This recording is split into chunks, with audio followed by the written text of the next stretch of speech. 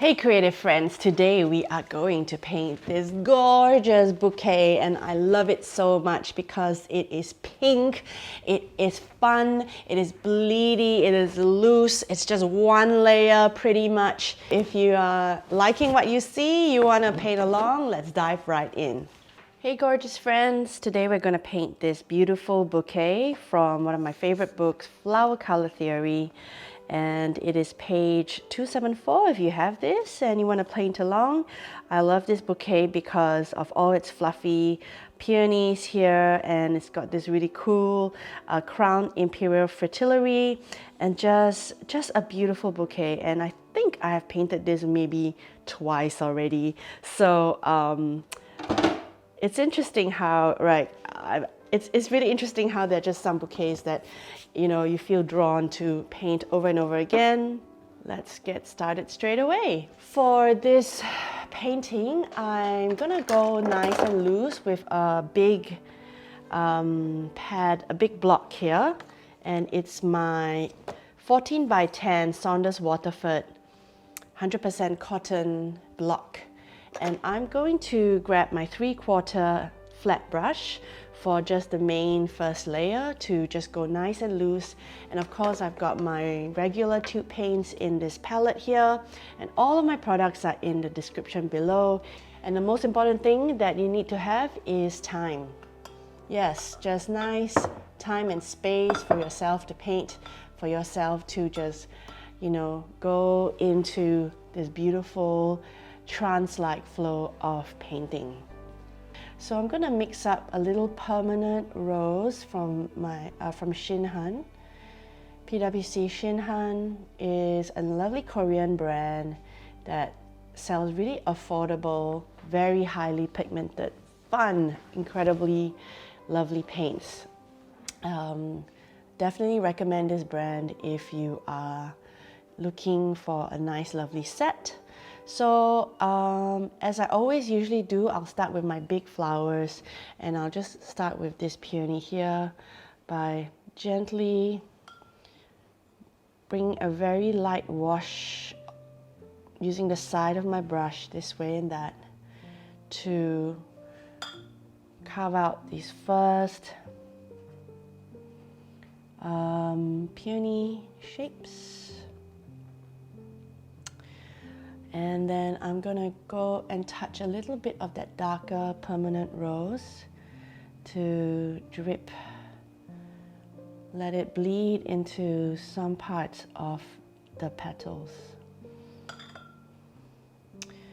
In loose floral, you wanna really play with the different contrast in values. Get some petals to be really light, some petals to be a bit darker.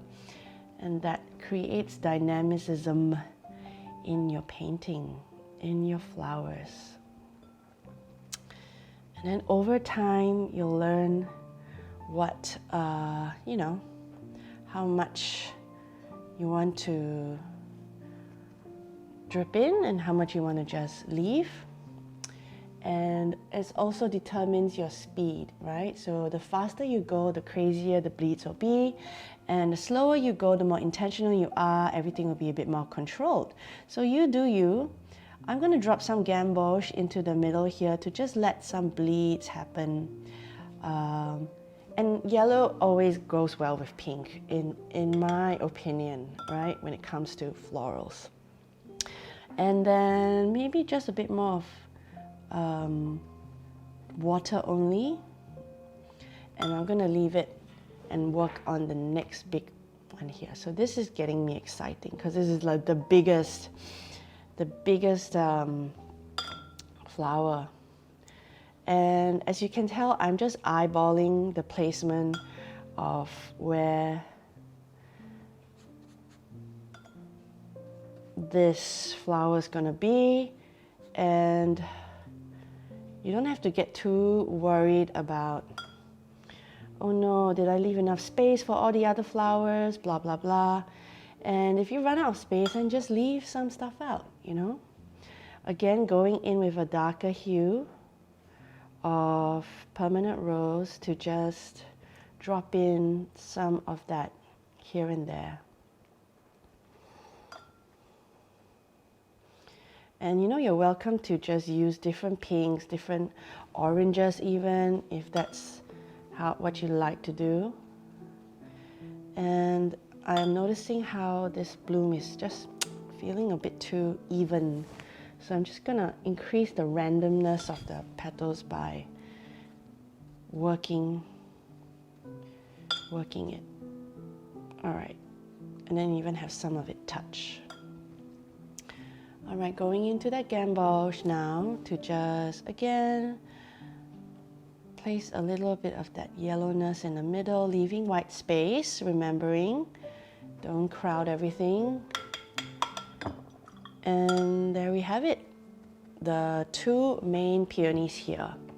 Let's work on these darker roses that I see in the middle. And I'm just feeling called to use that same pink, but I'm gonna maybe drop in a tiny bit of dragon's blood in there to make it a bit moody and dark. And for these roses, I'm gonna go and really make a nice saturated one down here, touching these other roses, as you can tell, and then one down here. So just using the corner and sides of the brush to simulate a little very simple rose shape. I'm noticing how the middle of the roses are a bit darker, so I'm gonna go that dragon's blood and then drop it in the middle here. Just, yeah, that looks nice. That looks really nice. Okay, and then I've got these like pinkish tulips up here. So we are still dealing with pinks, all right? So this is a good lesson in how you're going to differentiate your blooms from one another despite using the same colors. So you do that by brush strokes, by values, by just all sorts of different ways that you can try to create different flowers. So this tulip is using, again, that same Shinhan permanent rose, and noticing how it's a bit of a ziggy-zaggy feeling at the end of this tulip, so it's like a frill. And then there's one here, and just two petals, and just frill up the edges. Frill it up.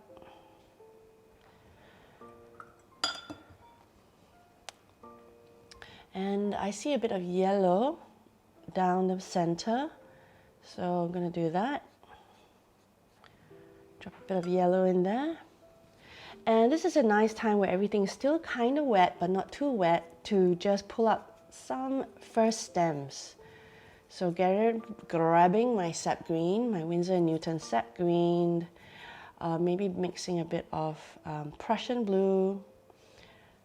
Haven't used Prussian Blue in ages, but it goes really beautifully with Sap Green. I'm touching this tulip and letting it bleed into my peony here.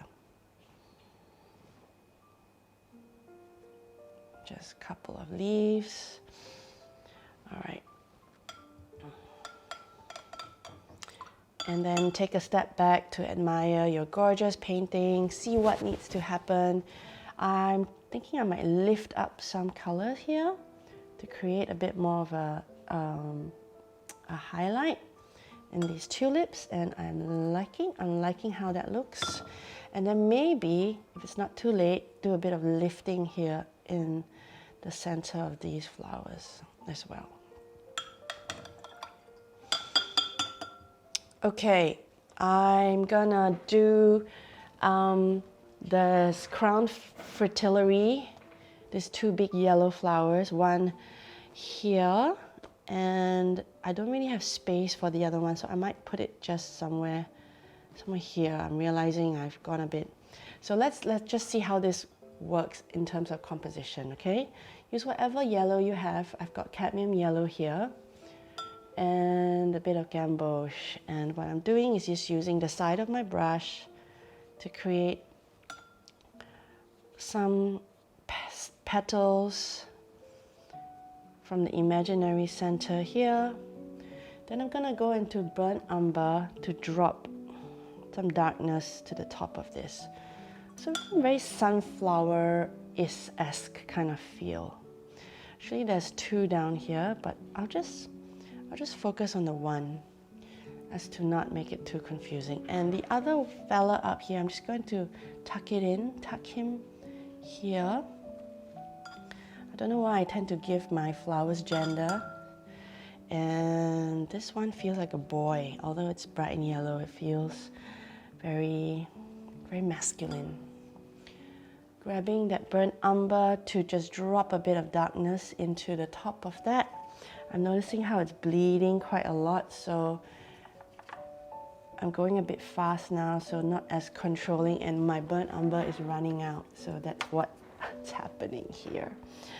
But nevertheless, it's a beautiful, fun practice anyway to get those two flowers down. Loving it. Okay, now I'm gonna put some of the neutral colored flowers, and I see one, I think this is like a pansy, and it's very creamy, so maybe some yellow ochre, burnt umber. And I've learned over the years that sometimes a neutral color flower can really lend a lot of beautiful contrast, and it anchors your vibrant painting down. Okay, so there's a bit very, very light one there, and then I think there's one or two here just peeking behind these two fellas.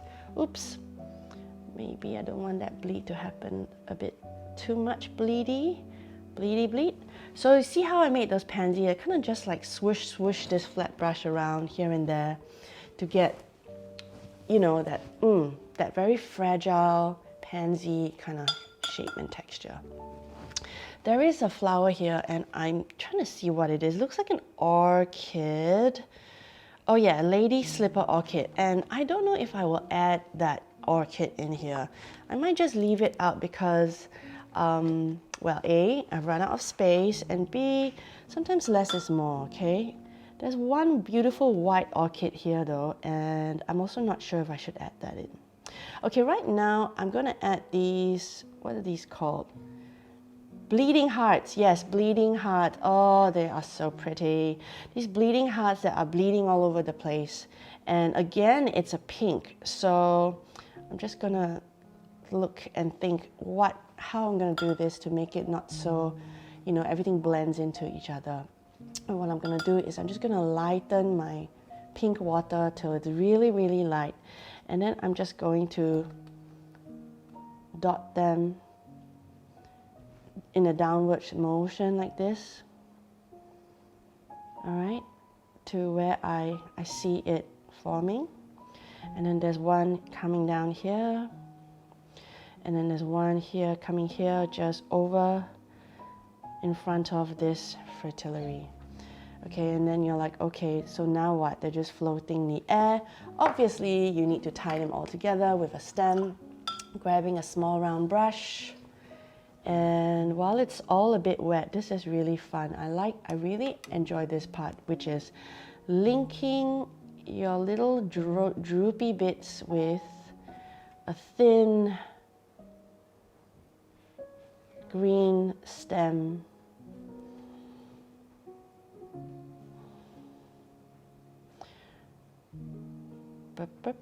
Just down here. And then, you know, sometimes it will all work out. Sometimes it looks so strange at the start, but just trust, okay? Just leave it for now. Take a couple of breaths. And I'm feeling I need more of that neutral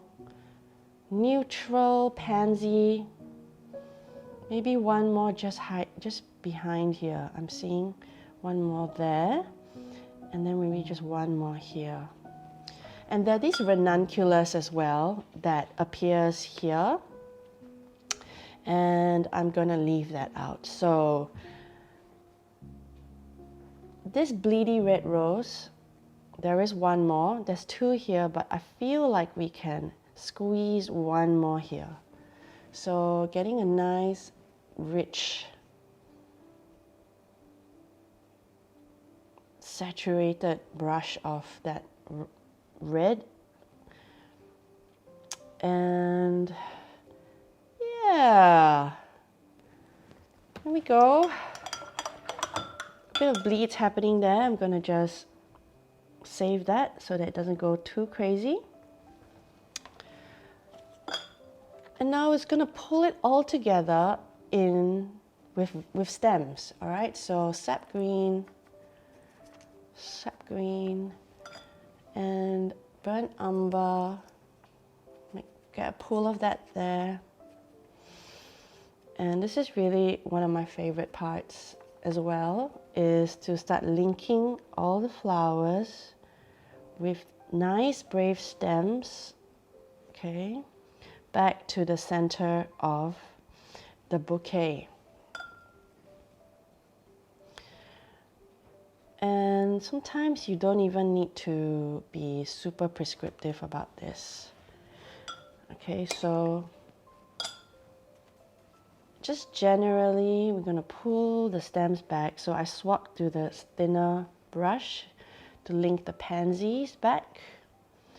And then from here, I'm feeling like, oh my gosh, this one's gone a bit mad, isn't it? Woo! Rescue! Rescue mission. All right.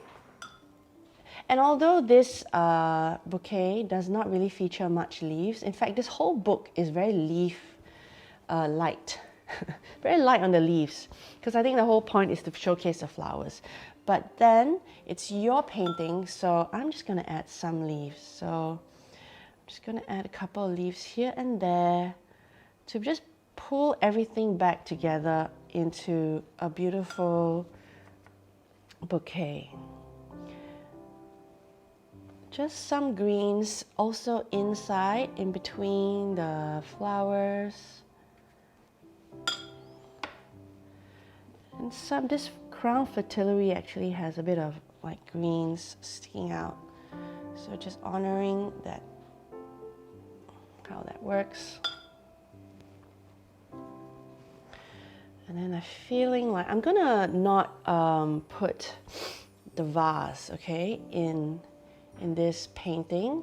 So in place of the vase, you could just add leaves. So some darker leaves, some lighter leaves, some bigger leaves, some smaller leaves.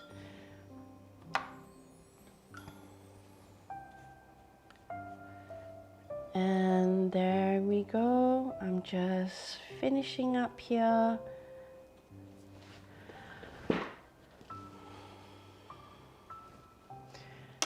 I'm feeling like perhaps there's a little mark here which is meant to be a stem, I think. So it is quite distracting. I'm just going to lift it up a little bit. All right, so for this painting, I'm just going to keep it in as one layer because I really just love how simple it looks and how beautiful. So we're not going to wait till it fully dries, but there are some moments that we can intensify at this point.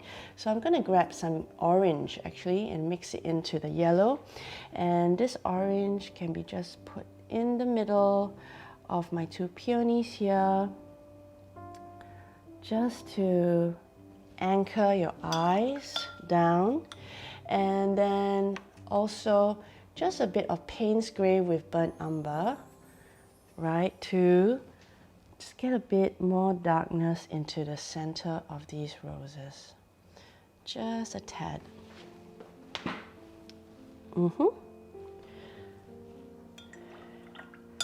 And then for these bleeding hearts, they could do with just a tad of second layer of these same pink. Oh, that was a bit too bright. Just another layer to help define it.